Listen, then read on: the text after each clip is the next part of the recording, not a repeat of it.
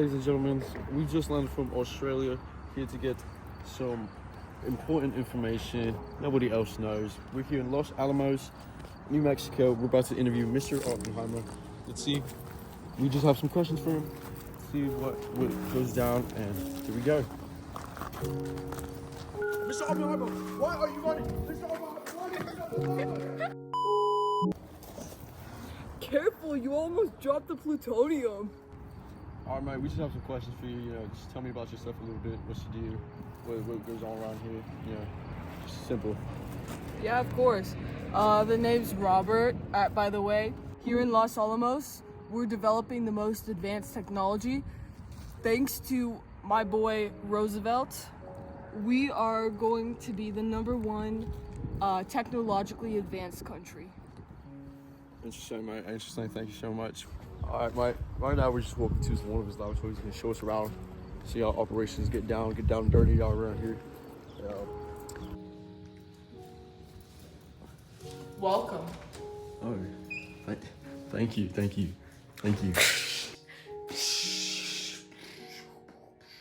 So, Oppenheimer, how important do you think atomic weapons will be, and what do you think the impact will be on society and international relations? Well, everything I do here will single-handedly dictate our and others' positions in the war. If we bomb Japan, it would be instrumental for the end of the war. And then there comes the concern of these tools of destruction falling into the wrong hands. I mean, if the commies had these, I would spend the rest of my days afraid. It's just so important to realize the strength and fatality of nuclear chemistry. Although other countries may want their own weapons, I don't think we should share this information with them. Because, you never know when another world war will start. I can totally see an arms race in the future, but one with countries fighting over nuclear power rather than ordinary weapons, in an attempt to defend themselves from other nukes. Thank you. This little town is pretty cool. Could you tell me a little bit more about it? Yeah, of course. Here's where the magic happened. Interesting. So, we built this town specifically with the Manhattan Project in mind.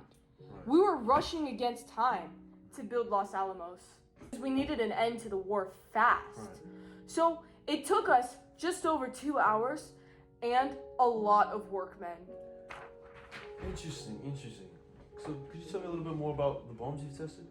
Oh yeah, so we tested our plutonium weapon recently at Granada del Muerto, which is about 210 miles south of here.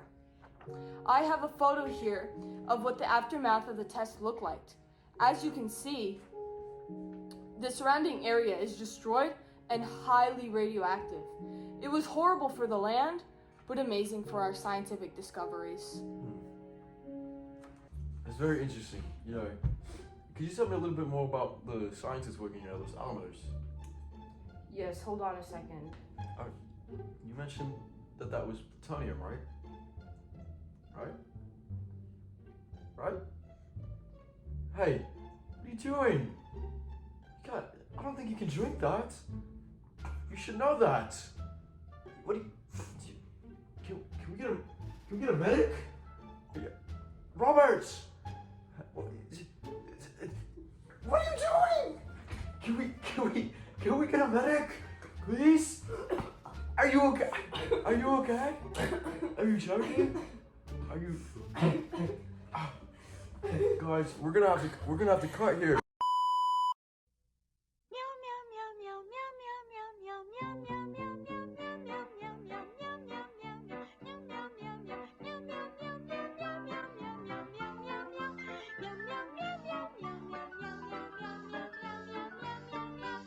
Seen in the famous 2023 Oppenheimer, assembling a team in Los Alamos Laboratory, Oppenheimer oversaw creators Mr. Fermi, Leo Szilard, Ernest Lawrence, Edward Teller, and with the help of 600,000 employees and their wives. Fat Boy and Little Boy, based off of the famous Hiroshima and Nagasaki bombs, these weapons can be all yours for the low price of $2 billion. Made of uranium and plutonium and loved by 85% of Americans, we can end World War II. With suspicion and threats from the USSR, we need to support the local Manhattan Project. We need to acquire atomic bombs before Nazi Germany does. Despite moral implications from our scientists, we are aggressively pursuing nuclear superiority over the Soviets. Products also include 9 days of wartime and production facilities at Oak Ridge. Disclaimer, may lead to Cuban Missile Crisis, may lead to the U.S. nuclear nuclear arms race, missile gap, mutually assured destruction, death of 200,000 people, damage to Native American communities in New Mexico, radioactive fallout, explosion caused rare cancers, no evacuation of nearby towns before Trinity test, increase in spies. Well, there goes my plutonium. Ha ha ha. Robert, you silly goose. You know, he just mentioned it was an old prank. Anyways, back to the questions. Could you tell me a little bit more about the scientists working here at Los Alamos? Of course. Here we have a tightly knit group of scientists working with us. We hire more female scientists and researchers because we think it's important for men and their wives to work together. Women have helped everywhere in the Manhattan Project and contributed vastly, like Chen Xiang Wu's separation of uranium isotopes, the very material used to make our bomb. The development of the nuclear bomb wasn't solely because of scientists, but it was also in the hands of laborers who built the buildings and faculties we use to make our bombs. Overall, it took $2 billion for the discovery and making of our first atomic bomb. That's so much money. Luckily, Roosevelt provided us with the money, but also with organizations like the OSRD, which helped us coordinate our efforts with various American scientists. To answer my question one, but here's another one. How do you feel about the ethics in terms of nuclear weaponry? Do you think it's justified or no? I myself see both sides of the argument. I mean, nuclear weapons can kill many people, but they can also save a lot more. If we don't do something and upgrade our arsenal, the war would go on for so much longer. However, it still does pain me to say that I would have contributed to the development of a weapon that would go on to kill so many people. I did have a nice chat with Einstein, and he warned me about the dangers of nuclear weapons. He has a nice point. People really shouldn't aim for destruction. So, what about you? Do you think the Manhattan Project was cruel or justified?